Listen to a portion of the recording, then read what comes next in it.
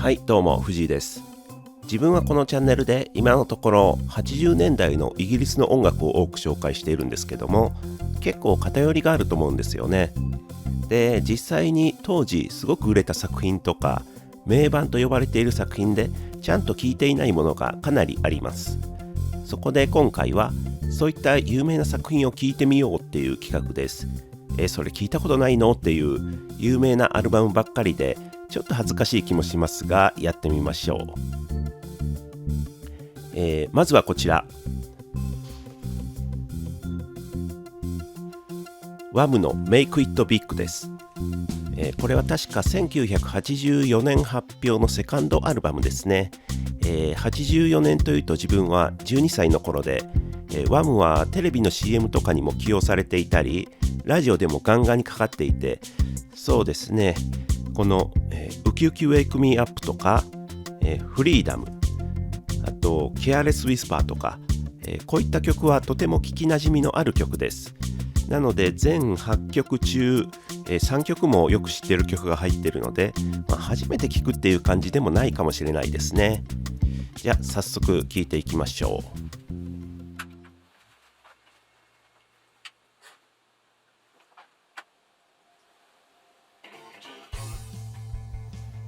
はい、ワムは、ジョージ・マイケルと、誰でしたっけ、アンドリューさんですね。このジョージ・マイケルとアンドリューさん、男性2人のグループなんですけど、こういう男性2人のグループってチャゲっぽい人と、アスカっぽい人のパターンが結構多いような気がしませんか？自分はワムはイギリスのチャゲ&アスカ、アメリカのチャゲアスはホール&オーツという、そんな風に覚えてました。そういう意味で言うとアンドリューさんはちょっとキャラが薄いかもしれないですね。わりかしイケメンなんでね、それはどうでもいいんですけど、でこのレコードは知り合いから預かってるものなんですけど、でなんか初回特典ですかね、こういったバックステージパスみたいなのがついていて、で中の歌詞カードを見てみましょうか。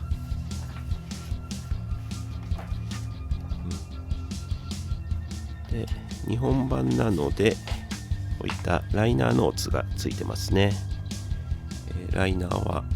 大貫健章さんが書いてますね。この文章もなかなかいいですね。もうそれはまさしくポップスのワンダーランド、 100% 青春している心ときめく2人の世界っていう、もうめっちゃキラキラしてる80年代って感じですね。そして、日本語大訳とあとジョージ・マイケルとアンドリューさんの生年月日に身長、体重、胸囲にウエスト、あと靴のサイズまで、これは非常に興味深いですね。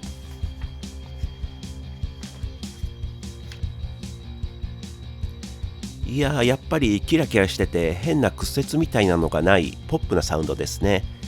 彼らはイギリスのグループなんですけど、自分がよく紹介するポストパンク系とはもう真逆と言っていい明るさがあります。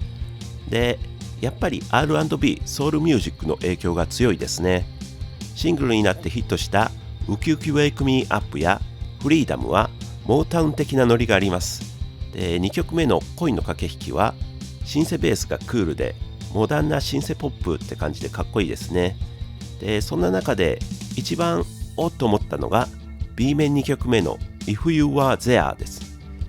この曲はアイズレイブラザーズのカバーで、70年代のソウルミュージックですね。イントロからグルービーで気持ちのいいサウンドで、どこか山下達郎っぽいなと思ったら、ライナーノーツにも、山下達郎っぽいって書いてました。で、それでネットで調べてみたら、このアイズレイブラザーズのオリジナルの方はシュガーベイブ、山下達郎さんがいたバンドですね。シュガーベイブのダウンタウンって曲の元ネタと言われているみたいですね。で、それで最後にケアレスウィスパーが入ってるんですけど、この曲自分からしてみたらどうしても西城秀樹さんのカバーの印象が強くって、どうしても秀樹が頭をよぎるんですよね。だからなのかもうめっちゃ歌謡曲っぽく聞こえてしまう。ここまでが結構カラッとした感じだったのに、この曲だけが妙にウェットで世界観が違うように聞こえてしまいますね。で、ライナーとかよく読んでみると、この曲はもともとジョージ・マイケルのソロシングルとして発表されたようです。だから、当初ワムとは別の面を出そうという狙いだったのかもしれませんね。良い曲だとは思うんですけど、アルバムの流れとしてはラストで急にちょっとしんみりする感じで、ちょっといまいちに思ってしまいましたね。しかしアルバム全体としてはキラキラしてて明るくてキャッチーなメロディー満載の、ザ80年代って感じの作品ですね。しかし自分が一番気に入ったのは70年代ソウルのカバー曲という、この辺りはそういった70年代のソウルとかファンクとかを聴くようになった今だからこそ良さがわかるところかなと思います。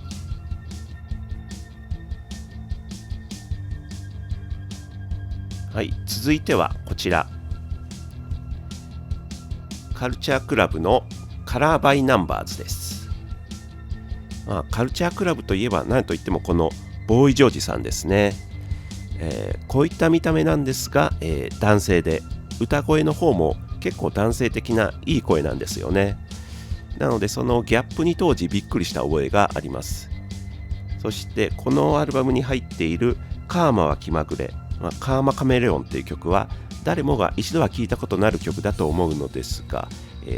カーマカマカマカマっていうやつですね。ボーイジョージさんがこの風貌でカマカマカマっていうのが、これ本当は日本語堪能なんじゃないかなって思いますよね。自分のキャラというかセクシャリティを歌で説明してくれているって、そんなわけはないと思うんですけど、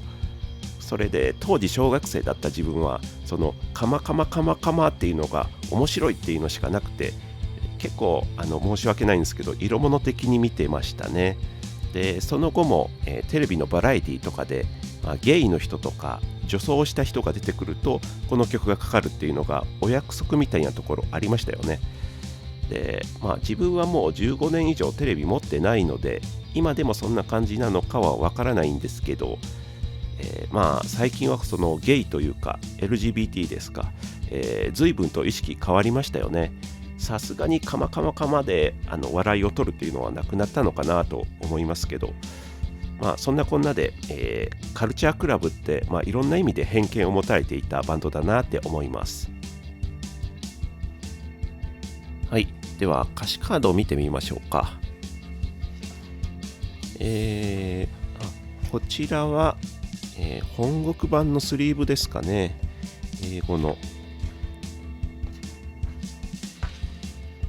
で、日本語はこちらですね。ライナーノーツはこれも大貫健章さんが書いてますね。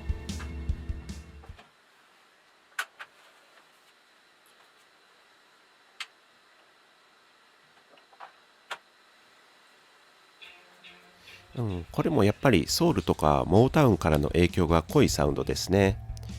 しかし、ワムよりも洗練された、大人っぽさみたいなものを感じます。で、やっぱりシングルカットされた曲が多くて、聞き覚えのある曲が結構入ってますね。ポイズンマインドとか、ミスミーブラインドとか、It's a Miracle とか、すぐにでも口ずさめる感じでいいですね。他にも、ボサノバっぽい曲やレゲエっぽい曲、ゴスペルっぽさもあったり、結構バラエティに富んだ楽曲サウンドだと思います。それで改めて聴いてみるとボーイ・ジョージさんのボーカルがすごくいいなって思いました。落ち着きがあってちょっと渋みすら感じさせる良い声だと思います。はい、アルバム全体の印象として思っていたより随分と落ち着いた内容だなと思いました。もっとギラギラした派手な音を想像していたんですが、シングルの曲からしてそんな派手なサウンドっていうわけでもなかったから分かりそうなものなんですが、ビジュアルの派手さに引っ張られましたかね。これはなかなかに今聴いても普通におしゃれないい感じのアルバムだなと思いました。はい、今回は今までちゃんと聞いたことがなかったワムの Make It Big とカルチャークラブのカラーバイナンバーズ聞いてみました。当時はアイドル的人気があって、軽くてチャラチャラしたイメージがあってスルーしていたんですけど、自分はここ数年で、ソウルとかも聞くようになって、そういう視点から、これモータウンだなとか、ゴスペルっぽいなとか、そういうのが分かるようになって、こういったブルーアイドソウルと言っていいんですかね、楽しめるようになったなと思いました。で、この2枚を比べると断然カルチャークラブが好きですね。でも後のジョージ・マイケルのソロとかなんか良さそうだなと今思ってます。このあたりもおいおい聞いていこうかなというわけで、今回はこのあたりにしましょうか。ご視聴ありがとうございました。